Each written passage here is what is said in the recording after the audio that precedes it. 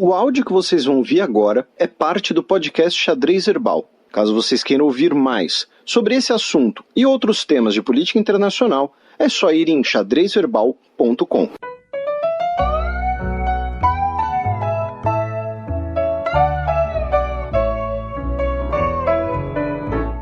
Check. Cafillo, ¿dónde estaba cuando caíste en desgracia? El que siempre acompañaba.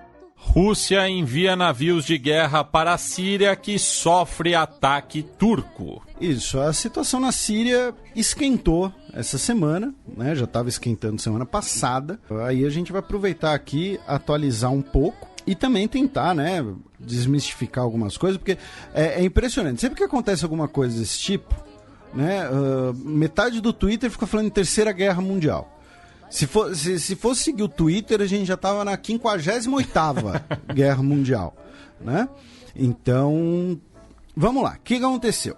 Né? Começando do começo, né?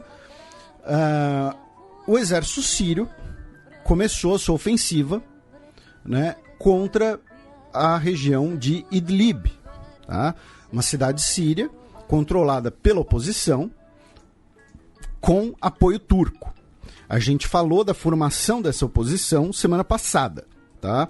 Tanto uma oposição árabe secular, quanto os movimentos turcos, quanto uma oposição jihadista de inspiração wahhabita, tá?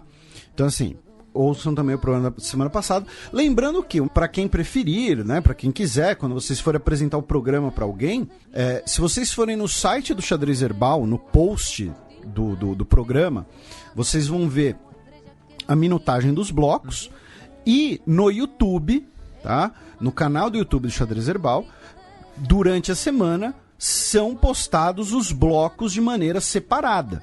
Tá? Então, você pode ir lá e ouvir só o bloco sobre a Síria. Você não precisa ouvir o programa inteiro de novo. Tá? Então, vocês podem mandar pro amiguinho, pro coleguinha, pro crush, pra crush, falando, olha, eu vi esse bloco, lembrei de você. Entendeu? Porque, não sei, porque naquele bloco a gente falou alguma bobagem. Então, tá?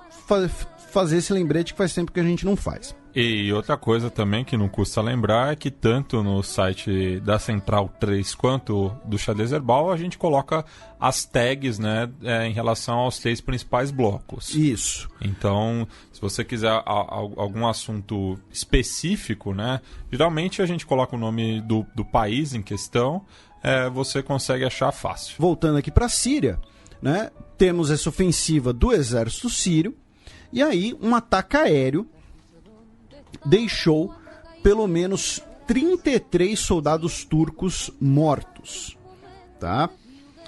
Esse ataque aéreo, muito provavelmente, foi realizado pela Força Aérea Russa, que tem o controle dos céus da Síria. A questão é que a Turquia sabia que ficaria muito mais complicado, né, falar que, olha, a Rússia está com a gente. Então disseram que foi um ataque aéreo sírio, né? Mas assim, a Força Aérea Síria, ela hoje tem apenas alguns helicópteros, ela não tem os meios para realizar um ataque aéreo de larga escala ou um ataque aéreo de precisão, tá?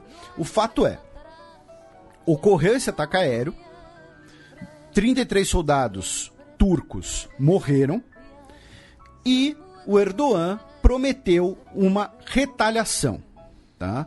Tem cerca de 5.000 soldados turcos na região, e quando eu digo soldados, não é apenas 5.000 pessoas, tá? Você tem ali veículos blindados, carros de combate, artilharia, apoio aéreo, tá? Então é uma operação militar turca bastante considerável.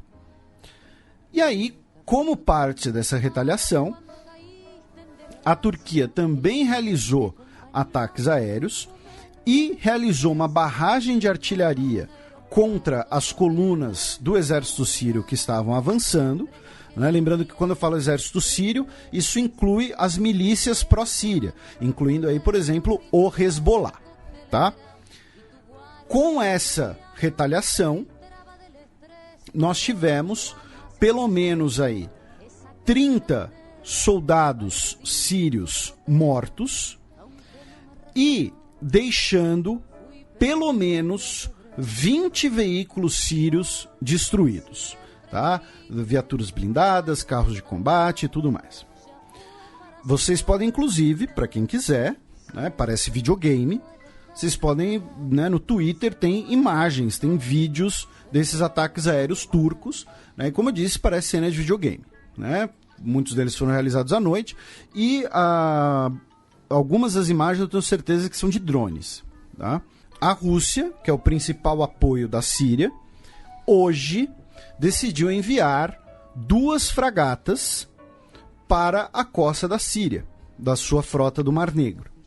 Nesse caso é curioso, porque essas 2 fragatas, né, além de poder fornecer apoio e artilharia antiaérea na região, elas, para chegar da Crimeia até a Síria, elas têm que passar por 2 lugares bastante estreitos, né, chamados Bósforo e Dardanelos. Opa! Que cortam Istambul, né, a maior cidade turca. Então, assim, o sinal não é nem você mandar as fragatas para a costa da Síria. O sinal é eles passarem no meio de Istambul, dando tchauzinho, né? Ó, se ferrar comigo eu vou atirar em vocês, hein? Algum marinheiro russo fez bunda branca, certeza. Não. Algum marinheiro russo fez bunda branca, né? Fez baleia branca, né? Nesse trajeto.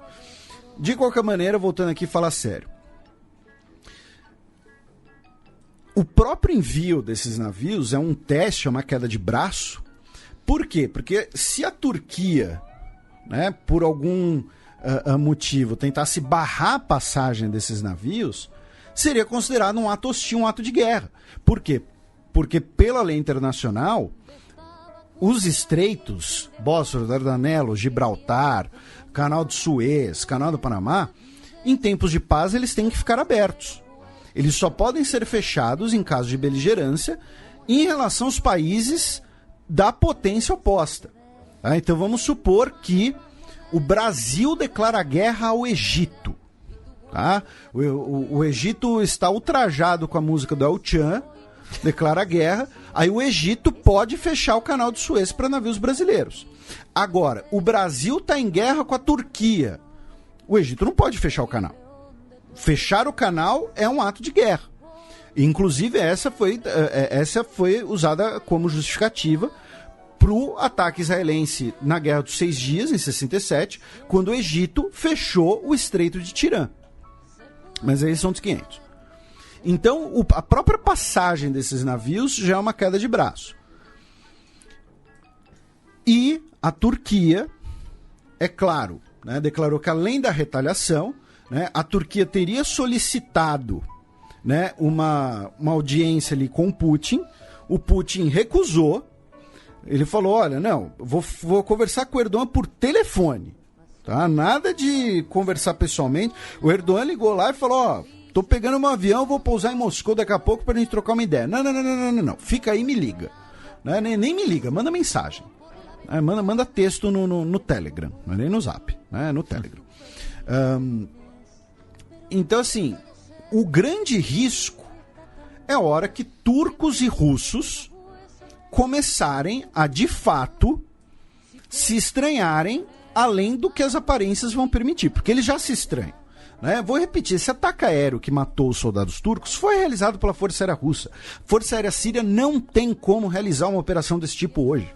Força Aérea Síria consegue bombardear cidades desguarnecidas. Eles não têm como atacar uma força armada organizada que conte com baterias antiaéreas ou com apoio aéreo. Não tem como, tá? Então, esse ataque foi russo. A Turquia foi inteligente, né, para não contra-atacar diretamente contra forças russas, tá? Embora, né, a presença russa em solo seja até menor, né? Aí vieram os 2 detalhes, né, dessa questão toda. Então essa é a primeira parte, a questão militar, Turquia e Rússia. Lembrando que uma das vezes que a internet declarou guerra mundial foi em 2015, né, quando a Turquia abateu um avião da Força Aérea Russa. E na época a gente lembrou, né, 2015, já tinha xadrez herbal. Na época a gente lembrou que, assim, guerras entre Rússia e Turquia foram algo bastante comum durante muito tempo. Né? São dois países que disputam influência nas mesmas regiões. No Mar Negro, no Cáucaso. Né? O ápice, né, o sonho dos czares russos era retomar Constantinopla e tomar o controle dos estreitos de Bósforo e Dardanelos, né? Retomar Constantinopla, inclusive, como parte ali da mitologia, né? Da simbologia de que Moscou é a terceira Roma, né? Então estamos retomando segunda Roma, Bizâncio, origem, né? Parte da origem da Rússia, Igreja Ortodoxa e tudo mais. Então, assim, e se não fosse os britânicos, provavelmente teriam tomado mesmo, né? Na época do Homem Doente. Mas essa questão entre Turquia e Rússia hoje, o grande problema são os efeitos colaterais. Dificilmente a gente vai ter uma guerra aberta entre Rússia e Turquia. A grande questão aqui é, primeiro, a Turquia, né, teve uma audiência com o secretário-geral da OTAN, o Jens Stoltenberg. E a OTAN, outra coisa que a gente já comentou em outros programas, a OTAN não vai entrar numa guerra, não vai acionar a aliança defensiva pela Turquia, muito menos pela Turquia na Síria. Tá? Tem a brecha jurídica para isso, que é o seguinte: a OTAN é uma aliança defensiva. É a ideia de que se você atacou um, você atacou todos. Mas atacou no território. Isso, é uma aliança defensiva.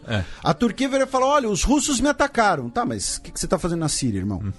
Não posso fazer nada. Enquanto a Rússia não atacar o território turco, não tem nem tem brecha jurídica. E segundo, a própria OTAN é divergente em relação à posição turca na Síria. A Turquia... E assim, só fazendo também um parênteses histórico, né? A própria entrada da Turquia na OTAN é muito por conta da Guerra Fria, por conta da localização estratégica em relação à União Soviética. Isso. Esse é o único interesse e que já está datado. Exatamente. Exatamente. E outra coisa que a gente sempre lembra, a Turquia entra na OTAN em 52 junto com a Grécia, porque era o seguinte: se um entrar e o outro não, o outro vai virar aliado da União Soviética. E ambos enviaram tropas para a Guerra da Coreia, que já estava chegando ao cessar-fogo, né? Porque a guerra nunca acabou.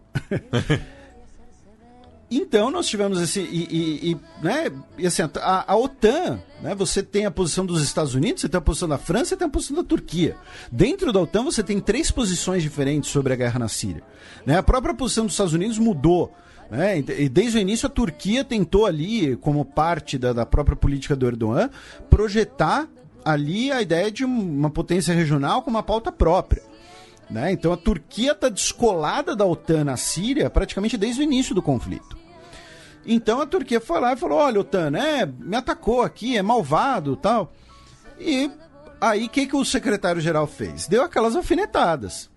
Disse que ele expressa sua total solidariedade com a Turquia e que é necessário que a Turquia entenda que a OTAN são seus aliados de ontem e de amanhã.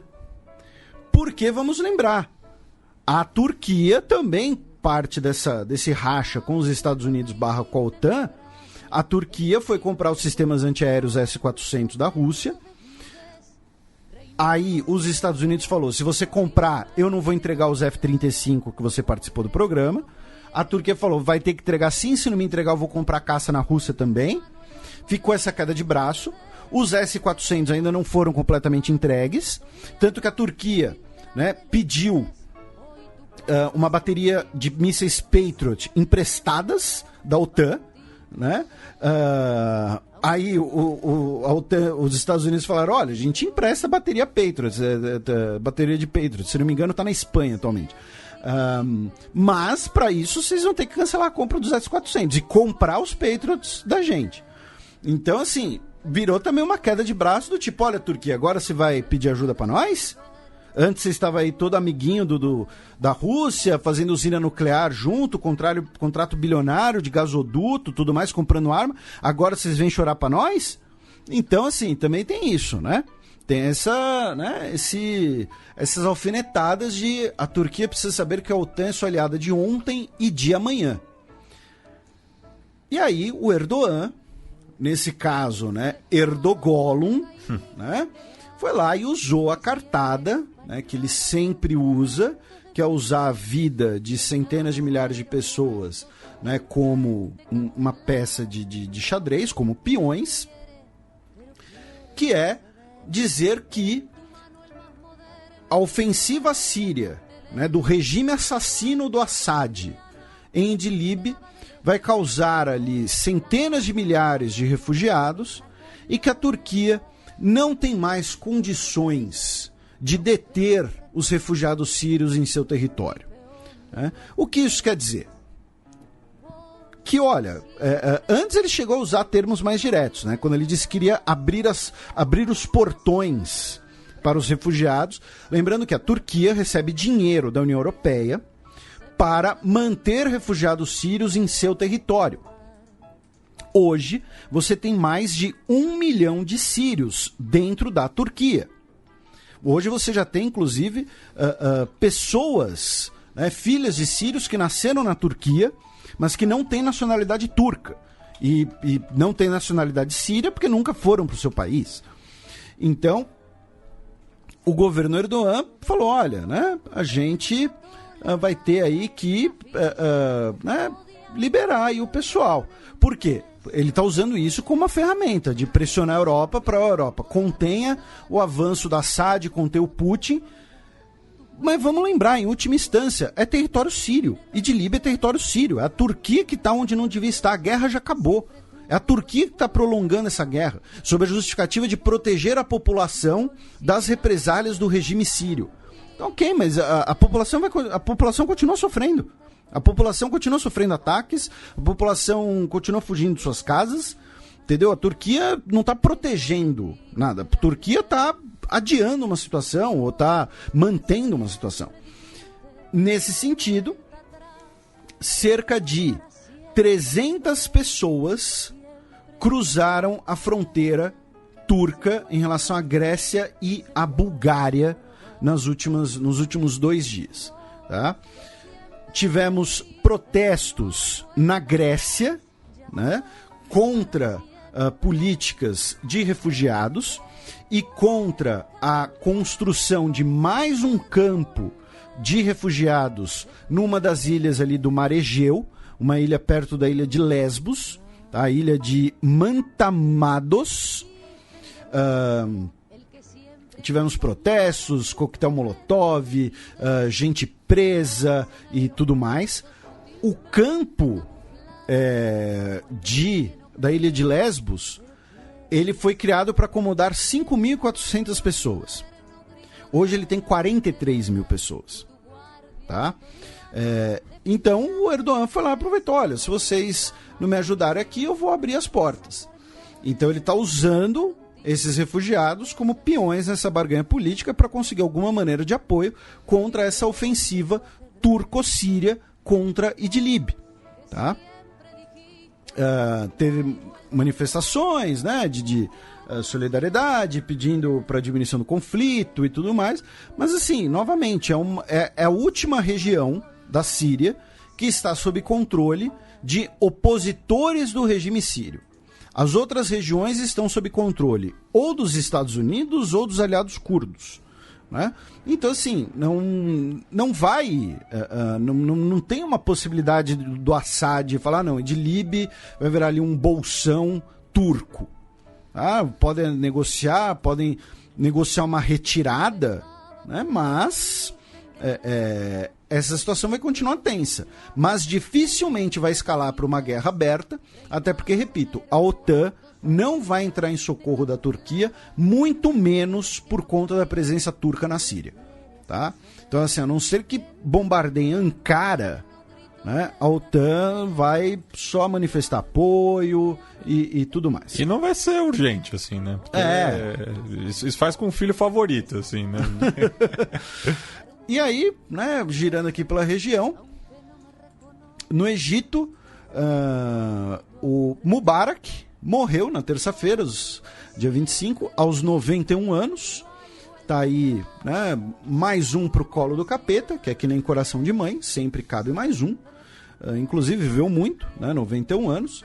Lembrando, né, o Mubarak foi ditador do Egito, né, de 81 a 2011. Ao contrário do que muita gente ficou falando na imprensa e tudo mais, e aqui a gente já explicou várias vezes isso, a gente tem fronteira sobre o Egito, a gente tem um repertório, né, com o senhor Ibrahim Soliman, que foi coronel do exército egípcio, né, inclusive. O Mubarak, ele não era o nome do livro, ele era o nome do capítulo.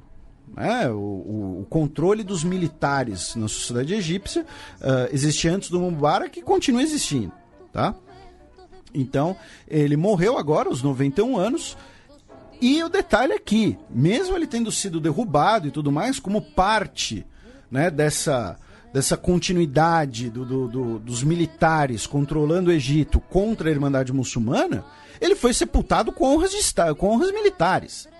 Tá? Ele não foi sepultado como um ex-ditador, né, em, sei lá, um túmulo anônimo, alguma coisa assim. Não, ele foi sepultado com honras militares, né, sob ordens do Al-Sisi. Tá? Então, assim, não chegou a ser uma grande festa nacional, né, um grande luto nacional, alguma coisa assim, mas ele morreu com honras militares. E a declaração do presidente egípcio lida durante o funeral chamava ele de um dos heróis na guerra contra Israel, tá? Por conta do seu papel na guerra do Yom Kippur em 73. Né? Ele que era da Força Aérea, no caso. Então, mas tá aí, morreu Mubarak, um a menos. A Arábia Saudita tomou uma medida que não tem paralelo em tempos modernos. Tá? Aí eu até achei pessoas especulando que antigamente, né, período ali do que seria final do que a gente chama de Idade Média, teria acontecido algo parecido, tal, mas o governo saudita suspendeu peregrinações a Meca, tá? Por conta do coronavírus, o Covid-19, tá? Então, ainda não tem nenhum caso registrado dentro da Arábia Saudita, mas fecharam peregrinação para Meca. Não é a época da Hajj, né, a principal peregrinação, mas lembrando, o muçulmano, ele pode peregrinar a Meca quando ele quiser. Ele pode e deve. Ele deve pelo menos uma vez na vida, e ele pode ir a qualquer momento do ano, que é a chamada Umrah. Né? Aí você tem o mês específico, né, da Hajj, né, a grande peregrinação, que está previsto esse ano para julho, né, que é perto ali do Ramadã, mas logo depois do Ramadã, salvo engano, mas um muçulmano pode ir para Meca a qualquer momento, que é o Umrah.